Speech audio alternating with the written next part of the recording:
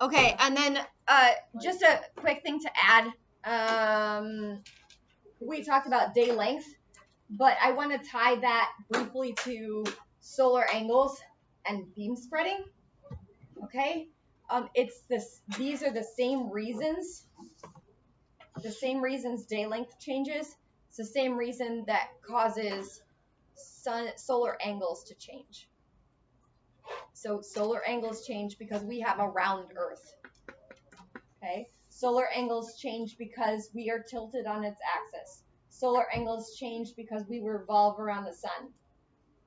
Okay, the position of the Earth's tilt in relation to the sun,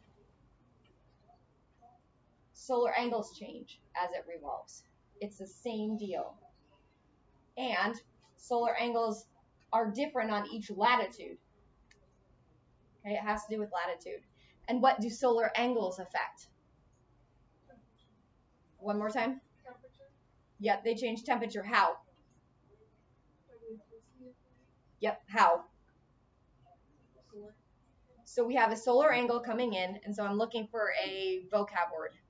If we have a high solar angle, what happens to the light? It beam spread. Beam spreading. What about beam spreading?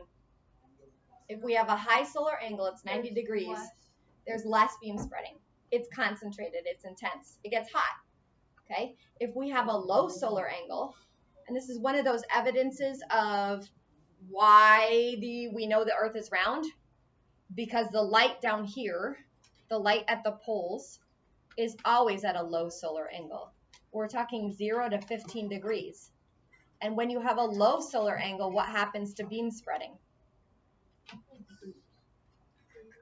It's greater. So it spreads the intensity out over a larger area. It's less hot, which is why in this position, the North Pole, okay, the North Pole can be in 24 hours of darkness, and the South Pole can be in 24 hours of daylight, and yet Antarctica is still always cold. You think that if it had 24 hours of daylight, at some point it would heat up, but it does not, because the solar angle is so low right there. It's coming in at 15 degrees or less.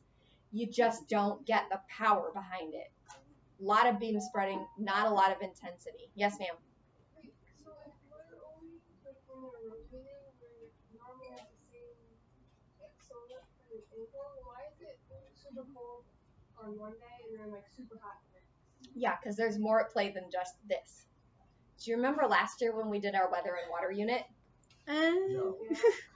Tie some of that atmospheric stuff into that. And then here's a hint to future learning. And I'm going to stop this before I confuse people.